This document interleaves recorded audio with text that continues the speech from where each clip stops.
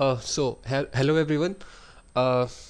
तो पिछले वीडियो में हमने देखा था कि कैंडल स्टिक्स क्या होते हैं, उनकी टर्मिनोलॉजीज़ क्या होती हैं, बेसिक्स के बारे में हमने बात किया था।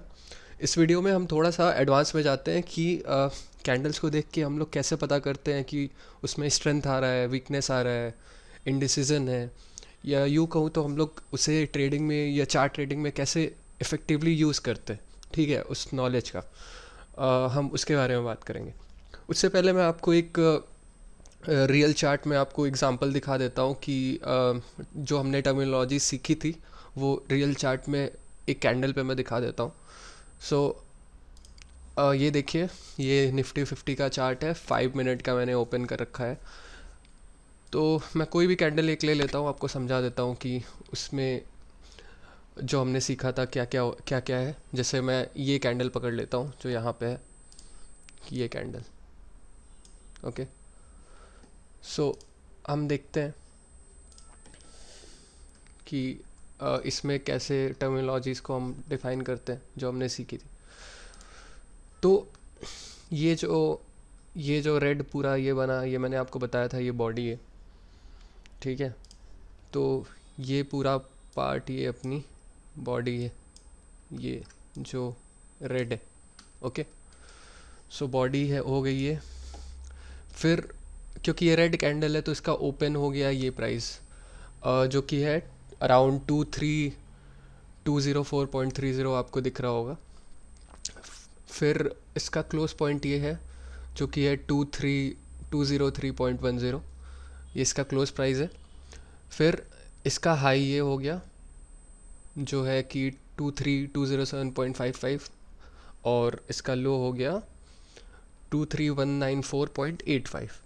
ठीक है, और जो यहाँ से लेके यहाँ तक जो पूरा वो है, जो बनी है पूरी स्ट्रक्चर, इसको हम बोलेंगे रेंज। ओके, और ये अपर विक हो गया, ये लोअर विक हो गया। अब ये विक्स क्या सिग्निफाई करते हैं, क्या यानी उसका क्या रेलेवेंस है, मैं आपको उसके बारे में बताऊंगा। उससे पहले मैं आपका एक मिसकंसेप्शन क्लियर करना चाहता हूँ। सो उसको मैं बताता हूँ कि क्या है। ओके, सो एक मिसकंसेप्शन होता है लोगों के बीच में, मैं आपको बताता हूँ वो क्या है। सो ये देखिए, मिसकंसेप्शन ये है कि अगर कोई कैंडल ग्रीन बन रही है, ओके, मान लीजिए एक ग्रीन कैंडल बनी है, तो लोग कंफ्यूज क्या रहते हैं, उन्हें लगता है कि इसमें इस कैंडल में बायर्स बहुत ज़्यादा हैं, buyers are more than sellers. उन्हें ऐसा लगता है कि बायर्स ज़्यादा होंगे सेलर से, तभी तो ये ग्रीन कैंडल बन रही है, तभी तो प्राइस ऊपर जा रहा है। या उन्हें ऐसा लगता है कि अगर रेड कैंडल बनी है, ओके, तो इसमें sellers are more than buyers. ऐसा मिसकंसेप्शन है। ओके, इसको दूर करने के लिए पहले मैं आपको थोड़ा सा वॉल्यूम के बारे में समझाता हूँ। यहाँ वॉल्यूम के बारे में मैं बहुत ज़्यादा बात तो करूँगा नहीं, क्योंकि मैं आगे आपको समझाऊँगा सेपरेट वीडियो में। लेकिन आपको मैं यहाँ पे थोड़ा सा एक बेसिक आइडिया देता हूँ वॉल्यूम क्या होता है, फिर आपको मैं इस मिसकंसेप्शन को क्लियर करके बताऊँगा। तो वॉल्यूम क्या होता है, अगर हम कहते हैं कि किसी भी स्टॉक में या किसी भी स्टॉक के टाइम फ्रेम में या किसी भी इंडेक्स के उसमें अगर एक शेयर का वॉल्यूम आया है, अगर यानी वॉल्यूम इक्वल 1 है, तो ऐसा नहीं है कि अ, एक बायर हो गया यानी एक बाइंग हो गई उस शेयर की, या एक सेलिंग हो गई। तो ऐसा नहीं कि वॉल्यूम 1 हुआ है तो या तो एक बाइंग हुई है या तो एक सेलिंग हुई है, ऐसा नहीं है। वॉल्यूम 1 बनने के लिए बाइंग और सेलिंग दोनों होनी पड़ेगी, यानी एक शेयर बाय हो रहा है तो कोई उसे सेल करेगा, ठीक है। ऑफ कोर्स सी बात, ऑब्वियस सी बात ये है कि अब ऐसा तो है नहीं कि आउट ऑफ नोवेयर शेयर आ जाएगा। अगर कोई शेयर बाय कर रहा है तो कोई इसे सेल कर रहा होगा, है ना। ऐसे हवा में क्रिएट नहीं हो जाता है शेयर। तो एक वॉल्यूम क्या होता है, 1 buy plus 1 sell is 1 volume, है ना। तो ये बात है। तो ऐसा नहीं है कि कभी कोई वॉल्यूम, ये कैंडल ग्रीन बन रही है तो उसमें बायर ज़्यादा है या सेलर ज़्यादा है, या रेड कैंडल बन रही है तो सेलर ज़्यादा है, यानी हमेशा इक्वल नंबर ऑफ बायर्स और सेलर्स रहते हैं किसी भी इसमें। जितने भी बायर्स होंगे उतने ही सेलर्स होंगे, और इतना ही इक्वल होगा वॉल्यूम, है ना। Volume is not equal to buying plus selling counts 1 plus 1 if one share is transacted, it's equal to either buying or either selling count, जो भी आप कहिए, बी इक्वल 1 ही हो जाएगा अगर एक ट्रांजैक्शन हुआ है तो, ठीक है। अब मैं आपको समझाता हूँ कि वो मिसकंसेप्शन को आप कैसे क्लियर कर सकते हैं। ओके, सो ये देखिए, ग्रीन कैंडल थी, एक रेड कैंडल थी।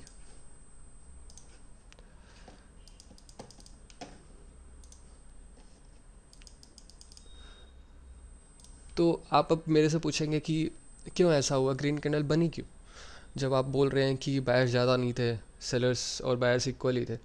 ओके, ग्रीन कैंडल इसलिए बनती है कि उस टाइम फ्रेम में जब वो कैंडल बनी तो बायर्स जो थे, बायर्स वो बहुत एग्रेसिव थे। बायर्स वर एग्रेसिव। एग्रेसिव होने का मतलब क्या होता है, बायर्स का एग्रेसिव होने का मतलब क्या होता है, यानी उनको कोई मतलब नहीं था कि प्राइस कितने पे चल रहा है, क्या हो रहा है। उन्होंने बिना सोचे समझे बाइंग करी, यानी इतना डिमांड था उस टाइम पे कि जिस प्राइस पे भी शेयर मिला उन्होंने ख़रीद लिया। ओके, सो इसलिए प्राइस बहुत तेज़ी से बढ़ा और ग्रीन कैंडल बली। ओके, ये रीज़न है।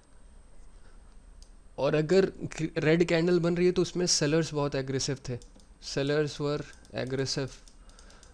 वाई, आप पूछेंगे क्यों ऐसा हो सकता है, तो हो सकता है उन्हें लग रहा हो कि शेयर बहुत ओवर प्राइस हो गया है, या कोई नेगेटिव न्यूज़ आ गई या कुछ हो गया, तो उन्हें मतलब नहीं है कि अ, अ, उन्हें बस निकलना है। या तो अगर वो उन्होंने लॉन्ग की पोजीशन बना रखी थी। लॉन्ग क्या होता है कि अगर आप बढ़ने की पोजीशन लगा रखें या आपको लगता है कि मार्केट यहाँ से बढ़ेगा तो आप उस पोजीशन में बाइंग करते हैं, तो उसे लॉन्ग बोलते हैं। और शॉर्ट होता है या सेल होता है अगर आप शेयर को सेल करके चल रहे हैं। खैर, शॉर्ट थोड़ी अलग चीज़ होती है, मैं आपको डिटेल में बताऊंगा। अभी मैंने टर्मिनोलॉजी यूज़ की तो इसलिए मैंने क्लियर करने के लिए बता दिया, बाकी मैं इन सब चीज़ों को आगे किसी वीडियो में कवर करूँगा। तो सेलर एग्रेसिव थे क्योंकि उनके दिमाग में कुछ नेगेटिविटी थी कि हो सकता है यहाँ से शेयर ड्रॉप होगा, या कोई बुरा न्यूज़ आ गया, या रिपोर्ट अर्निंग्स रिपोर्ट वगैरह अच्छी नहीं थी, तो उन्हें डर था कि सेलिंग चल रही है, ओवरऑल मार्केट में सेलिंग चल रही थी, तो वहाँ पे भी उन्हें लगा कि हमें कहीं बहुत नीचे के प्राइसेस पे ना बेचना पड़ जाए। तो उन्हें जो भी प्राइस पे मिला सेलिंग की अपॉर्चुनिटी उन्होंने बेची, तो इसलिए वो एग्रेसिव थे और इसलिए प्राइसेस नीचे गई।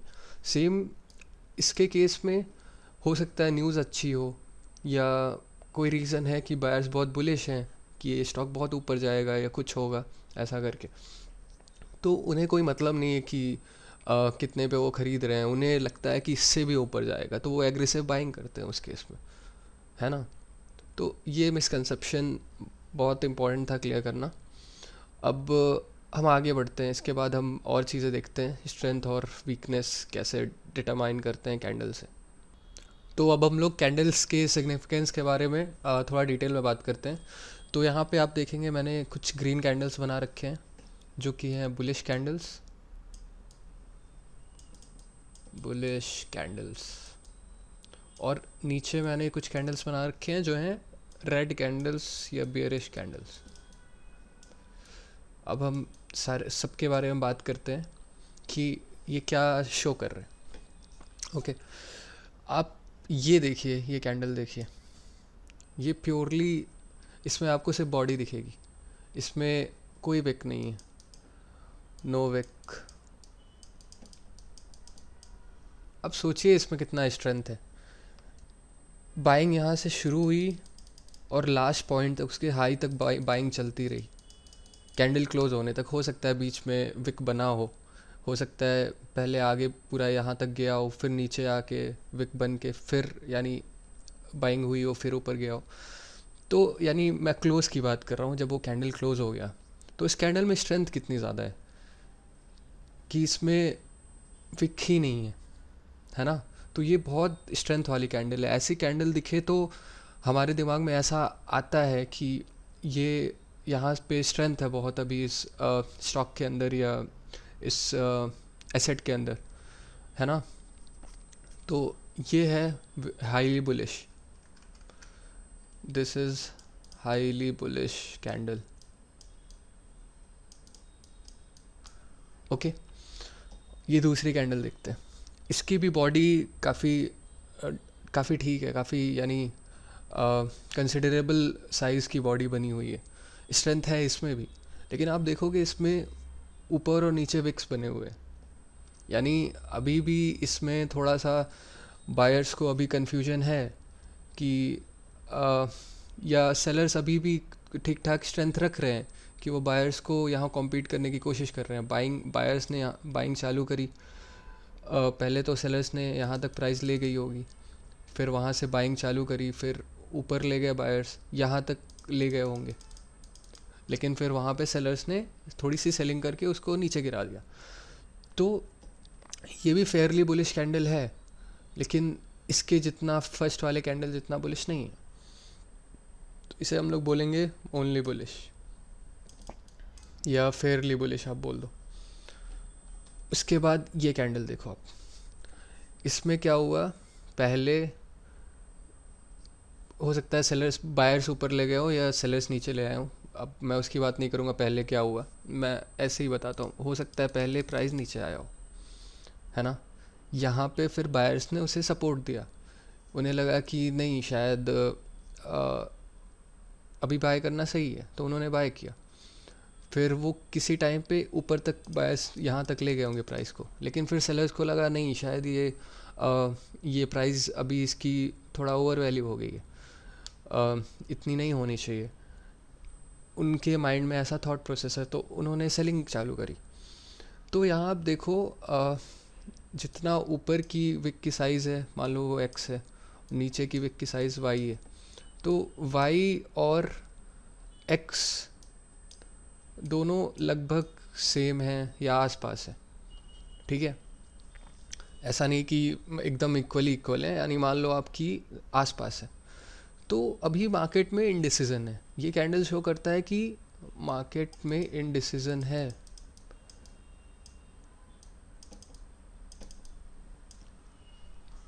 ना सेलर्स को अपने पे इतना ज़्यादा कॉन्फिडेंस है कि वो प्राइस को बहुत नीचे ले जाएं, ना बायर्स को अपने ऊपर इतना ज़्यादा कॉन्फिडेंस है कि वो एग्रेसिव बाइंग करके ऊपर ले जाएं।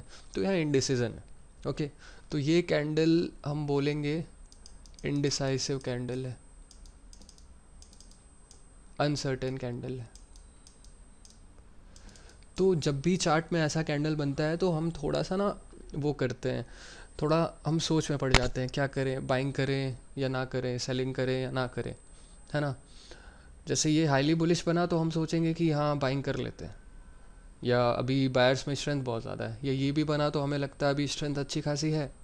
लेकिन इसमें हमें थोड़ा सा वो हो जाना चाहिए, सतर्क हो जाना चाहिए। ओके, अब आप ये कैंडल देखो, इस कैंडल में अपर विक तो है नहीं, लोअर विक है और छोटी सी बॉडी बनी हुई है। बॉडी बहुत प्रोमिनेंट नहीं है, बॉडी नॉट प्रोमिनेंट, लेकिन आप देखोगे ये लोअर विक बहुत बड़ी बनी है। ओके, तो इसका क्या मतलब है, ये क्या सिग्निफाई कर रहा है। इसका मतलब ये है कि सेलर्स ने प्राइस को बहुत नीचे पहले ले गया होगा, ओके, पहले तो सेलर्स बहुत स्ट्रेंथ में थे, एग्रेसिव थे कि उन्होंने प्राइस इतना नीचे तक ले गया, लेकिन फिर बायर्स वहाँ पे स्टेप इन करते हैं और प्राइस को वापस ऊपर की तरफ ले जाते हैं। आप देखो, आपको ये बॉडी बहुत छोटी दिख रही होगी, लेकिन इस कैंडल में बहुत ज़्यादा स्ट्रेंथ है ना। जहाँ पे सेलर्स भी स्ट्रांग थे लेकिन उनको बीट करके इतना मार्केट को वापस ले गया गया ऊपर, तो वहाँ पे आप समझ जाओ ये बहुत स्ट्रेंथ वाली कैंडल है।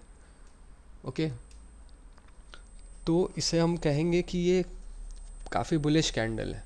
ओके, वो देखने में उसकी बॉडी भले ही छोटी हो लेकिन वो बहुत बुलिश बुलिश कैंडल है, तो इससे भी हम बुलिश बोलेंगे। अभी मैं आपको कंपेयर करके दिखाऊंगा कि बुलिशनेस ऑर्डर क्या है इन सारे कैंडल्स का, लेकिन अभी के लिए आप ये समझ लो ये बहुत बुलिश कैंडल है ना। और इसके जस्ट अपोजिट में आप देखो, इसमें अपर विक बहुत ज़्यादा बनी है और बॉडी बहुत छोटी सी है। और इसमें क्या हुआ, बायर्स पहले ऊपर लेके गया प्राइस को, लेकिन सेलर्स ने वहाँ पे इतनी एग्रेसिव बाइंग के बावजूद सेलर्स ने उसे इतना प्राइस को नीचे गिरा दिया, यानी यहाँ पे सेलर्स बहुत डोमिनेंट है ना। तो ये बहुत बहुत कम बुलिश है, ये बियरिश कैंडल आप इसको मान सकते हो। दो इसकी बॉडी ग्रीन है लेकिन ये काफ़ी, इसमें बियरिश स्ट्रेंथ बहुत ज़्यादा है, तो ये लीस्ट बुलिश इसको कह सकते हैं। ओके, तो ये लीस्ट बुलिश कैंडल हो गई। आपको समझ तो आ ही गया होगा क्यों मैं ऐसा बोल रहा हूँ, क्योंकि प्राइस ऊपर के लेवल्स पे सस्टेन कर ही नहीं पा रहा है, लोगों ने सेलिंग वहाँ से चालू कर दी है, तो ये लीस्ट बुलिश कैंडल है। इसमें बियरिश स्ट्रेंथ बहुत ज़्यादा है, सेलर्स बहुत ज़्यादा स्ट्रेंथ में है इसमें। अब मैं एक बार, खैर जैसे बुलिश के लिए मैंने बता दिया, सेम बियरिश के लिए भी अप्लाई होगा। खैर मैं एक बार आपको जल्दी जल्दी में बता देता हूँ, उसके बाद मैं आपको इन सारे कैंडल्स का स्ट्रेंथ कंपेयर करके बता देता हूँ। उसके बाद मैं आपको एक एनिमेशन भी दिखाऊंगा जिसमें मैं आपको रियल टाइम में दिखाऊंगा कि कैसे मूवमेंट हुआ, बायर्स कब स्टेप इन किए, सेलर्स कब स्टेप इन किए, ओवरऑल क्यों कैंडल ऐसा बना, उसका स्ट्रक्चर ऐसा क्यों बना या ऐसा क्यों बना, मैं आपको एक एनिमेशन के थ्रू दिखाऊंगा। अभी पहले ये डिस्कस कर लेते हैं इसके बाद। तो ये देखो, ये पूरी बॉडी, इसमें कोई विक नहीं बनी हुई है, तो ये है highly bearish candle, highly bearish. यहाँ पे सेलर्स बहुत एग्रेसिव हैं, बायर्स यहाँ पे आने में डर रहे हैं अभी, इसलिए ये इतनी बड़ी कैंडल बनी है विदाउट एनी विक। ये फेयरली बियरिश, जैसे मैंने आपको ऊपर बताया था, दिस इज सेम इनडिसीजन। अब देखो एक और चीज़ है, इनडिसीजन कैंडल ग्रीन बॉडी हो या रेड बॉडी हो कोई फ़र्क नहीं पड़ता, जब तक इतनी छोटी बॉडी है ना कि उसे हम ये नहीं सोचेंगे कि हाँ यहाँ इनडिसीजन है लेकिन अभी सेलर्स डोमिनेंट है तो हमें सेलिंग कर देनी चाहिए, ऐसा नहीं। ये इतनी छोटी बॉडी होती है, उसका कोई रेलेवेंस नहीं है। या इसमें आपको लगेगा कि ग्रीन बॉडी बनी हुई है, इनडिसीजन के बावजूद इसमें बायर्स ज़्यादा हैं, तो ऐसा कुछ नहीं है। तो आप ऐसे कैंडल्स बनने पे तो आप डिसीज़न अपना लो ही मत, आप वेट करो एटलीस्ट एक आध कैंडल, एक दो कैंडल और बन जाए, उसके बाद आप डिसीज़न ले सकते हो। इसके बेसिस पे तो डिसीज़न लिया नहीं जाता है, इसीलिए इसको इंडिसाइसिव कैंडल बोलते हैं। फिर ये कैंडल हो गया, आप ये देखो, सिंपल सी बात है इसमें। अब ये इस केस में ये लीस्ट बेयरिश है, लीस्ट बेयरिश क्यों? क्योंकि सेलर्स ने प्राइस को बहुत नीचे ले गया लेकिन बायर्स वहाँ से स्टेप इन हो गए, वापस से ऊपर ले गए। इतनी ज़्यादा एग्रेसिव सेलिंग के बावजूद प्राइजेस को अगर इतने ऊपर बायर्स ले जा पाए हैं तो यानी यहाँ पे सेलिंग वीक हो रही है, और ये लीस्ट बेयरिश कैंडल है। इन सारे कैंडल्स में से ये लीस्ट बेयरिश कैंडल है, जैसे ये अपना लीस्ट बुलिश कैंडल था। और इस केस में जैसे ये वेरी वेरी बुलिश कैंडल था, ये वेरी बेयरिश कैंडल होगी, क्योंकि बायर्स ऊपर लेके गए इतनी एग्रेसिव बाइंग के बावजूद, सेलर्स उसे वापस से नीचे ले आ पाए, तो ये बेयरिश है। इवन मैं ये कहूँगा हाईली बेयरिश है।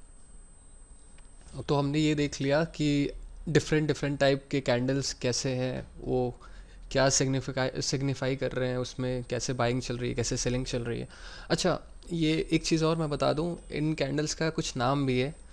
खैर नाम इतना कोई रेलेवेंट नहीं है, आपको तो ये पता होना चाहिए वो कैंडल काम क्या कर रहा है ना, वो क्या आपको दिखाना चाह रहा है। नाम लेके तो कुछ करेंगे नहीं, फिर भी मैं आपके नॉलेज के लिए थोड़ा बता देता हूँ ऐसे एक दो कैंडल के नाम। इन्हें जो पूरे जिनमें कोई विक नहीं है, बहुत बड़े बड़े कैंडल्स जो बनते हैं, इन्हें हम बोलते हैं मारूबोजू कैंडल्स। ओके, ये जापानीज टर्म है, मारूबोजू बोलते हैं ऐसे कैंडल्स को। ये दोनों कैंडल्स मारूबोजू कैंडल हो गए। फिर ये कैंडल और ये कैंडल, इसे हम लोग बोलते हैं ड्रैगन फ्लाई डोजी। ओके, ये क्योंकि ड्रैगन फ्लाई की तरह होता है, ड्रैगन फ्लाई की पंख हो गए यहाँ पे, और उसकी बॉडी पतली सी होती है ना, तो इसलिए इसको बोलते हैं ड्रैगन फ्लाई डोजी। और इसे बोलते हैं gravestone doji. Gravestone यानी जो कब्रिस्तान होता है, उसमें जो बॉडी होती है तो उसके ऊपर ऐसा कुछ बना होता है ना, ग्रेव स्टोन। तो आप ये देखो, ऐसे ये इस पे नाम वगैरह लिखा रहता है, तो इसमें ऐसी ही बॉडी है, ऊपर लॉन्ग विक है और नीचे बॉडी है, तो इसे ग्रेव स्टोन डोजी बोलते हैं। ऐसे बहुत सारे नाम हैं। इसे स्पिनिंग टॉप बोलते हैं, है ना, स्पिनिंग टॉप, स्पिनिंग टॉप। तो अपने को नाम से कुछ नहीं करना, अपने को ये पता होना चाहिए कि वो आपको दिखा क्या रहा है उस टाइम पे। मैं आपको अब स्ट्रेंथ भी कंपेयर करके बता देता हूँ, बुलिश का अलग और बेयरिश का, दोनों का कैसे क्या है। मान लो मैं मार्क कर देता हूँ, इनके नंबर्स दे देता हूँ 1 2 3 4 5। आपको क्या लगता है सबसे ज़्यादा बुलिश कौन सा है कैंडल है? ऑब्वियसली ये कैंडल है, क्योंकि इसमें विक नहीं बना हुआ है, यानी बायर्स बहुत एग्रेसिव है इसमें, तो सबसे ज़्यादा स्ट्रेंथ है फर्स्ट कैंडल की। आपको क्या लगता है कि सेकंड सबसे ज़्यादा स्ट्रेंथ किस कैंडल में है? इसमें नहीं, इसमें नहीं। सेकंड सबसे ज़्यादा स्ट्रेंथ है इस कैंडल में, क्योंकि आप देखो सेलर्स उसे कितना नीचे ले जा पाए हैं, लेकिन बायर्स वहाँ से फिर इसे ऊपर लेके आए हैं, यानी बाइंग बहुत एग्रेसिव है अभी। सेलर्स टिक ही नहीं पा रहे हैं बायर्स के आगे, है ना। वो अलग बात है कि अभी हम इसे वॉल्यूम वगैरह से कंपेयर करेंगे, वॉल्यूम क्या है इस कैंडल पे, तो हमें ज़्यादा रेलेवेंस पता चलेगा कि स्ट्रेंथ क्या थी। But as a candle wise, अगर पैटर्न वाइज आप बात करोगे तो भी ये बहुत ज़्यादा स्ट्रेंथ रखता है। तो सेकंड नंबर पे सबसे ज़्यादा स्ट्रेंथ है फोर्थ कैंडल की, है ना। फोर्थ कैंडल सेकंड नंबर का सबसे ज़्यादा स्ट्रेंथ वाला कैंडल है। उसके बाद ये आएगा, क्योंकि ये भी अच्छा खासा बुलिश है, छोटे छोटे विक्स बने हुए हैं, कोई बड़ी बात नहीं है। तो सेकंड इसके बाद स्ट्रेंथ सबसे ज़्यादा रखता है। फिर ये सबसे ज़्यादा स्ट्रेंथ है इनके बाद, क्योंकि इसमें अभी भी इनडिसीजन है, छोटे छोटे विक्स बने हुए हैं, कोई बड़ी बात नहीं है। इसमें बहुत बड़ा विक बना हुआ है ना। तो 3 इसके बाद है, और सबसे लीस्ट बुलिश ये है, क्योंकि इसमें बहुत एग्रेसिव बाइंग हुई थी पहले, लेकिन सेलर्स भी बहुत ज़्यादा एग्रेसिव थे कि उसे बहुत ऊपर की प्राइस लेवल से नीचे लेके आ पाए। तो ये लीस्ट बुलिश या most bearish of all this candles हो गया, है ना। अब बात कर लेते हैं बेयरिश कैंडल्स का स्ट्रेंथ ऑर्डर क्या है। तो ये हो गया 1 2 3 4 5। सबसे ज़्यादा बेयरिश ऑफ कोर्स ये हो गया, ये मारूबोजू, क्योंकि इसमें कोई विक नहीं बना है, तो फर्स्ट इज मोस्ट बेयरिश। फिर सबसे ज़्यादा बेयरिश कौन सा कैंडल है? ये कैंडल है, क्योंकि इसमें बाइंग पहले बहुत एग्रेसिव थी, लेकिन सेलर्स ने बहुत नीचे प्राइस वापस ले आया, तो 5 फिर हो गया। फिर हो गया 2, क्योंकि इसमें बहुत छोटे विक्स बने और अच्छी खासी बॉडी बनी।